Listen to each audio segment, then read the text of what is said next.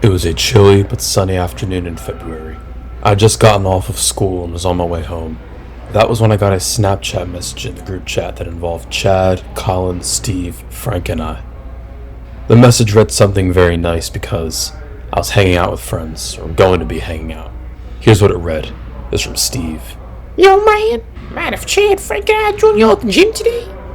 For context, Colin and I were going to the gym around 4 p.m. that day, so we decided to let Chad, Steve, and Frank tag along. Yeah, sure, swing on by, I replied. Cool, meet you there.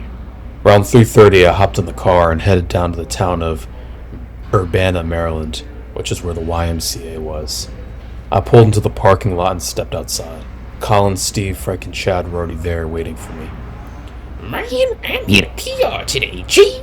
I have the days I'm talking. I mean, you already know that your boy gonna be squatting at 550. Steve, I highly doubt you're going to be squatting that much. You're scrawny as fuck, said Colin. Yo, bro, I wouldn't hate on the next man, especially when prom season is coming up in a few months now. We wouldn't want to hate on any bros, now would we? I had to admit it, but Chad was right. It's never good to hate on the next man, but that's whatever. Hey, let's head inside, I said. We did just that. We headed inside the gym and checked on in by scanning our phones. We do all that and head up the stairs to where the gym area is. It was Wednesday, meaning I had a whole body day. Colin claimed he's going to do some chest. Chad claimed he's going to do some chest too. Nick, Said Frank. Yeah, Frank, I replied. Oh yeah, the YMCA also happened to have a large indoor swimming pool. Mostly reserved for people on the swim team and such, but other people can use it too. Yeah, I don't see why not. Just go ask a staff member and have them book you a lane. Frank piped. Frank ditched us to go to the pool next, but luckily, the gym area overlooked the pool from inside, meaning we were still able to keep an eye on Frank as he was swimming. Man, like I said, it'd be late day, G. I'm from the bench at 550. Oh, don't you mean squat? Well, my bad, man. Yeah, I'm in squat. Let's go. We all went to our designated areas. Colin and Chad went to hit the bench press. Steve went to the squat rack, as he said, and I went to the lat pull-down machine to do my pull exercises. As I did my sets, I couldn't help but glance over at Steve, who was on the nearby squat racks. I saw him holding up a plate after plate. I had to go over and stop him before he hurt himself. I put my hand on his shoulder and stopped him right in his tracks. Steve, I'm sorry, but there's no way you're able to squat that much. I know you're ambitious and all, but I don't want you hurting yourself. You questioning my toughness, man? I am the strongest bitch in here. Yeah, well, maybe you're the strongest bitch in here, but are you the strongest dude in here? Oh, fuck that. I am the strongest dude in here. You already know that. Your boy be tweaking. My boy in school today give me a shit ton of cocaine. I be snorting that shit, G.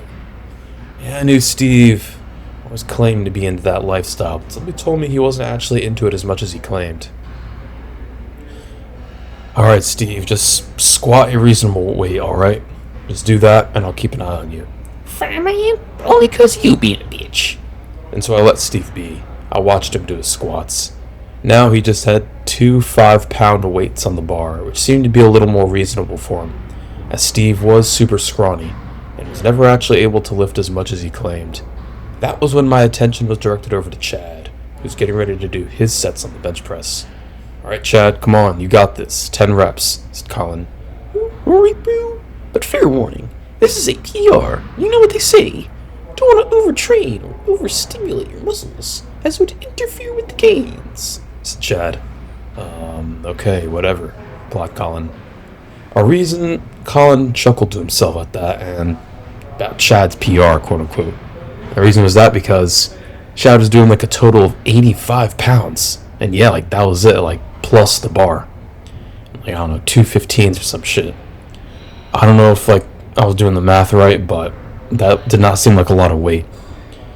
And so Chad began his reps. Ew. 1. Ew. 2. 2.5. Chad fell on rep 3. I went over to see what was going on because something just wasn't adding up. Chad, I thought you were the most athletic dude in our school. Shouldn't you be benching like twice your body weight or something for that? Well, you see, Blue Ball season this year was very brutal. Very bad. So, my gains are still recovering. Believe me, back during, Blue Ball season, back in the fall, I was benching like 500 pounds for reps. But gotta be humble too, Rose. Gotta be humble. I'm gonna try to be too cocky now. There's a lot of fine ladies in here, and you want to come off as too arrogant, bro. That would be, said Chad. Chad's always a chill dude and all, but sometimes in these situations, not a thing he says makes any sense. First of all, football season was over 3 months ago, and that was when it ended, by the way. Second of all, I know being humble is a good thing and all, but if you're in the gym to work out and actually challenge yourselves, who gives a fuck if you're actually able to bench a lot? Something actually told me that those reasons that Chad's putting out there were just cover-ups, quote-unquote, for the real reason why he's benching lightweight. I just didn't know it.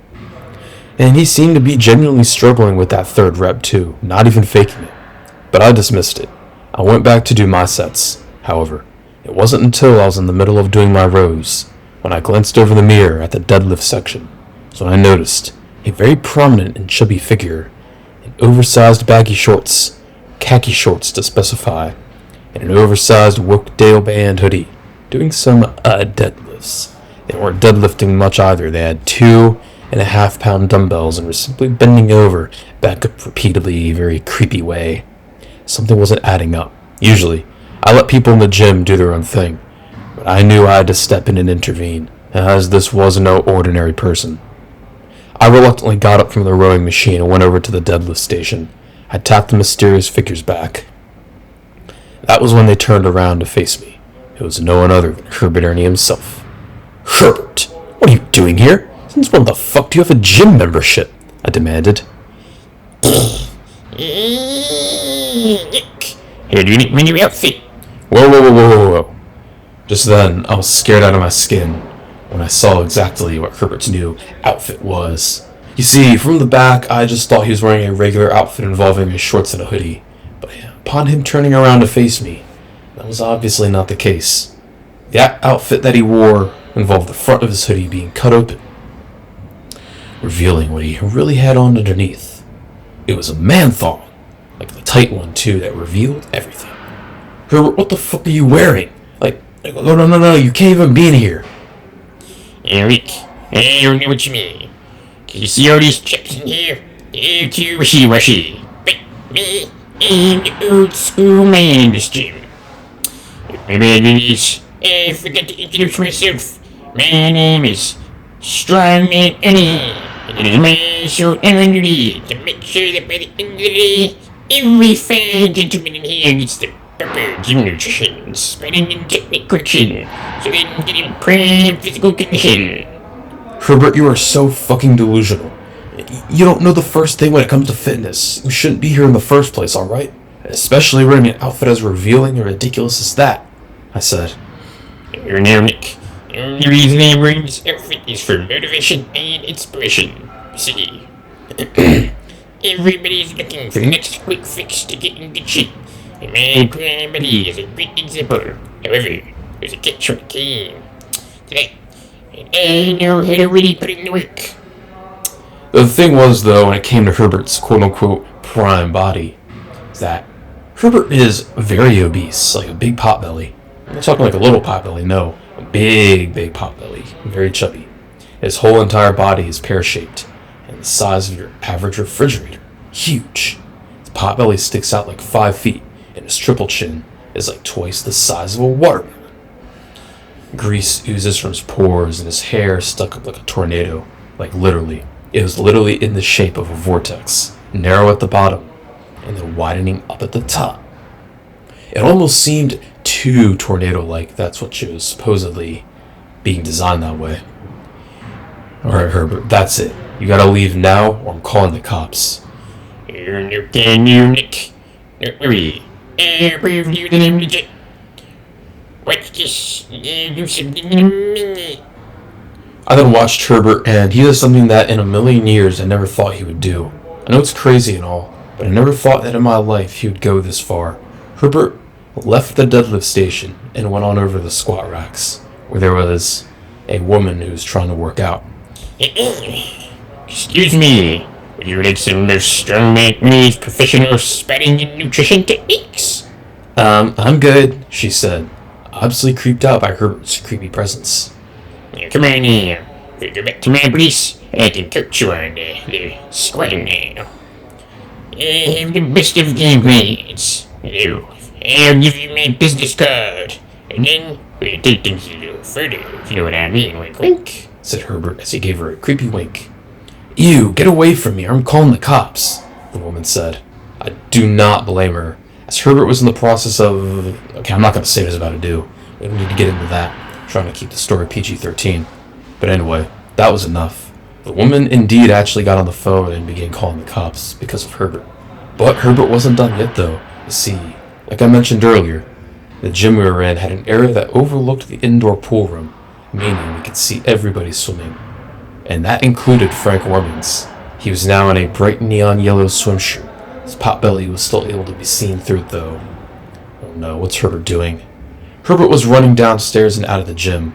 We then saw him go into the pool area. He then did the unimaginable. He took off the man thong and hoodie and was butt naked. We could hear him scream from the pool room. He then proceeded to belly flop into the pool, causing an entire tsunami. Even the lifeguards got wet. But luckily, the police arrived on scene just then and handcuffed Herbert on the spot. Every game is strengthening your legs. Ready to get to the next division. Can't be skipping it in their hip twists, you know. But by this point, it was too late. The cops escorted Herbert out of the gym, and 5 minutes later, he was taken away. The gym had to close down for a few weeks, as we were all sent home as a result of what Herbert had done. We all went home pretty traumatized and decided to take a few days off just to give ourselves some time to mentally recover from, yet again, what Herbert had done. That thing concludes The Gym Gone Wrong.